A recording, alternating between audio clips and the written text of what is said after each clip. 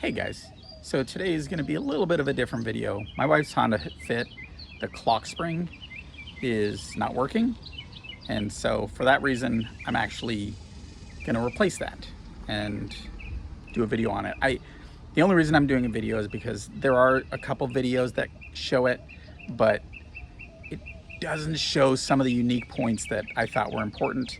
And in addition to that, I got a clock spring. I ordered the part number and I got the clock spring off of eBay and it just didn't fit. It wasn't the correct one. And I was searching and I called Honda and they were telling me that there was the right part number and everything. And then I looked it up and there was some Honda certified Honda parts or whatever, and those were going to cost like $300, and still the picture was looking like the one I got off of eBay for like 50 bucks. And it wasn't working out. I didn't want to use that one, or I didn't want to order from there just because of that. And when I talked to Honda and they were telling me the part number, they told me it was going to cost like 650 bucks, and I wanted to see if there was a different way. So I went to Pick a Part, I think is what it's called, LFK, LKQ, I don't know, Pick a Part. And as they had a couple Honda Fits, 2008 Honda Fits that were in their inventory. So I wanted to check and just see if I could get the part, and I went there and they had two. One of them had clipped the wires. I could have potentially tried to mess with that. I didn't want to. So fortunately the other one had it. I just had to pull everything apart.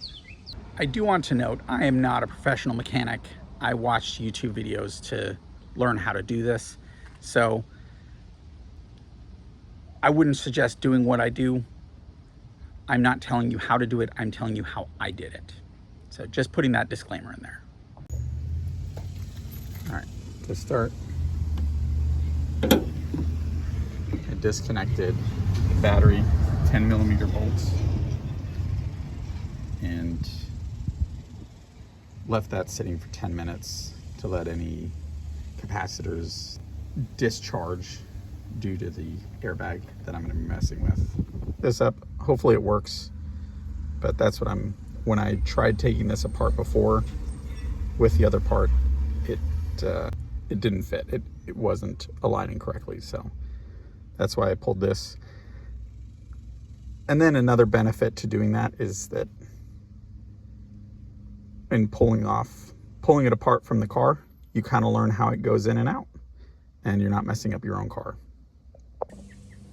Additionally, you want to make sure that your steering wheel is dead center, pointing forward. Just makes it align correctly. And just make sure when you're looking at your tires that they are straight as well. So you got the steering wheel, and then up underneath the steering wheel, there's this panel, and you should be able to take a screwdriver, just pop it out, and then that's the connector for the airbag. And all it really was, I'm doing this one-handed so it's a little hard, but all it really was is you had to pull this and that would release it. So now it's separated. And then next there's two screws.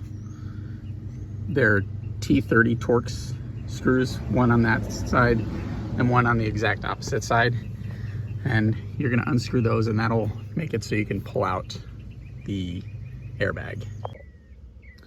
One of the problems pulling this thing out, if it'll focus, is that at the angle, it won't come out.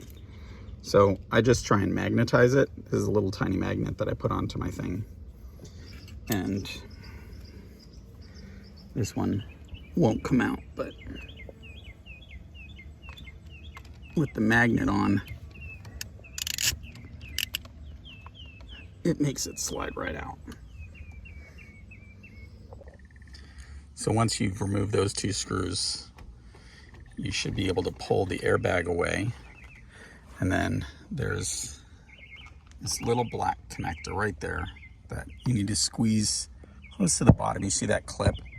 You need to squeeze that clip and pull it off. And then once you have that, I like to put it over here out of the way so that if something were to happen, it's not coming after you. And the next thing, we got to pull this out. That's going to loosen up and allow the steering wheel to break away.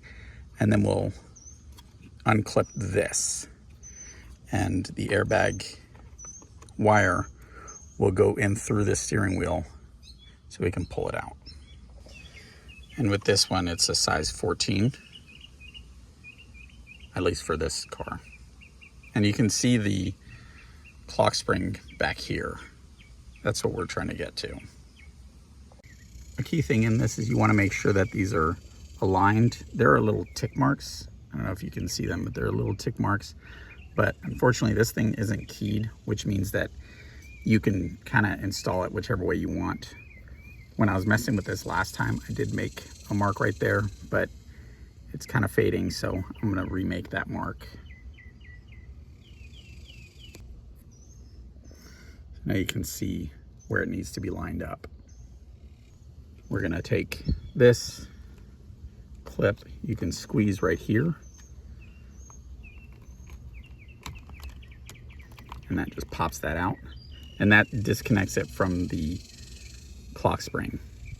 And then I should be able to just kind of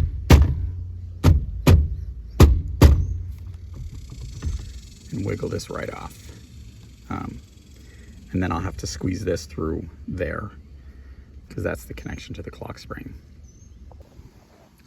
So next you want to take this shroud out, and I found just pressing it in on both sides will pop it open.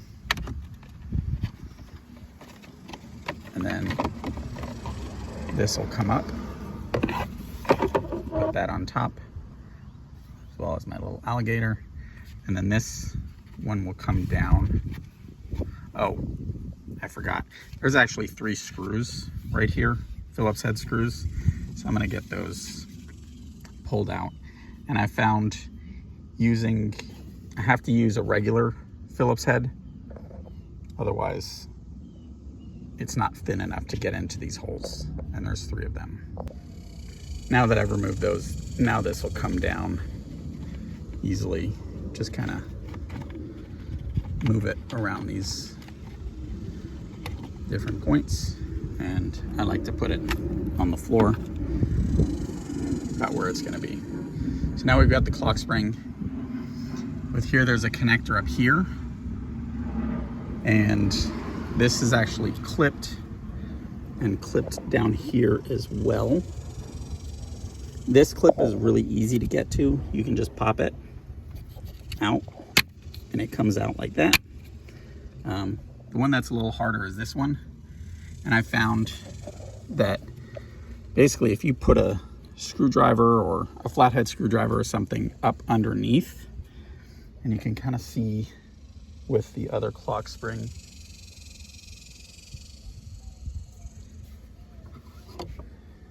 you can kind of see there's a clip right there. So you're trying to push there's plastic pieces that are going to come right here, and you're trying to push it down with the flathead, and then it'll just slide right out. So I just took the flathead and I popped it up on this side, closer to the passenger side. I popped it up under there, and just you heard a pop, and then I wheeled it a little bit more, heard another pop, and then as you can see, it comes away and this comes away. Now, the important thing is we're actually going to need to disconnect this down below. This goes down and it comes over, I don't know if you can see, but this right here, this wire, and it comes over, there's this yellow thing right here. There's a plastic clip there, and then it has the plastic where you can slide it up at the top to disconnect it. We need to pop that plastic. Now, if you're trying to preserve it, I found using, at least when I was at the junkyard, this thing right here was my best friend, and I was able to pop it out. If you're not trying to, I've seen other people use screwdrivers and just pop it, and that worked fine too, but you have to disconnect it from there. Now, I actually popped this off. It clips in here, and then it's got this, this thing you have to turn, and that gives you access to the fuses. But I saw putting your hand through will give you easier access. I don't know if you can see, but I was able to unclip it by coming back here and popping it like that. And then now I've got to get this thing and pull it out. I will say with the junkyard, I had to remove this, and I was trying to avoid that. It's pretty simple. There's a screw right there, and then there's a screw right there, and a screw right there. So it's pretty easy to remove. And then there's two electrical connectors right there and right there, and this should just pop right out. I was trying to avoid that, but these connectors are blocking, so I'm just gonna try and disconnect these connectors and see if I can pull it through. If not, then I'm gonna pull this off. All right, and I was able to slide it right out. I reconnected the clock spring just because it was kind of in the way, and now it'll be easier to show. But first, I was able to pull it through here to get it through, and that's where I'm gonna feed back through, up around here and under. But in doing the clock spring, you take a flathead. There it is. And you can just pop it up under here.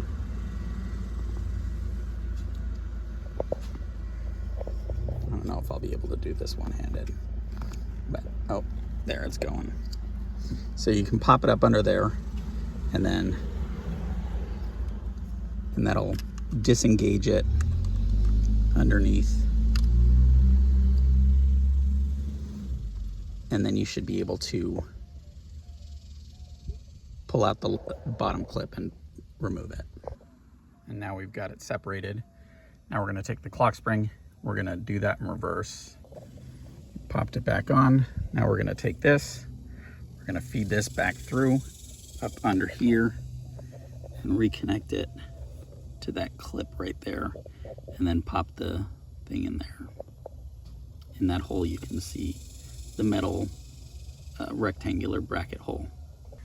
Now I've got the clock spring on, I've got the two connectors, I've got it connected back up there now, and now I'm going to throw on the shroud and screw that in.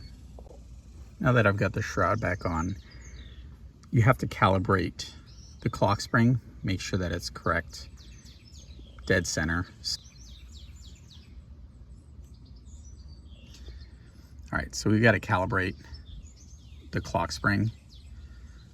I've turned it all the way this way to where it stops, and we're going to turn it back. 1, 2, 3, 4, 5, 6 and a half. So we're going to go 3 1/4. 1 or half. 1, 2, 3. So 1, 2, 3. That's the stopping. So we're just going to do 3. 1, 2, 3. Because that's got to be the top. We're going to align it, and then we'll put the steering wheel on. And when doing this, we want to make sure that this is at the top, and we want to make sure that those lines align for the steering wheel. And then should slide right in. Okay, now it's in. And this, I had this pulled through like it was before, and it's going to go down underneath the steering wheel. That's for the airbag. And then we're going to plug this in right there. We're going to have that lined. We're going to screw this on. I'm going to tighten that down. Check your specs for the torques, for the torque spec. And then we're going to take the airbag and again, we're going to take that black connector, connect it to the airbag, and then we're going to connect this underneath after we've screwed in the Torx bolts. Now that we've got everything back together, we're going to take the hot, put that on. This goes over that bolt. Make sure that it's down, and we're going to tighten that up, and then we're going to take this and put that in, tighten it up. We've got it all tightened up, so moment of truth.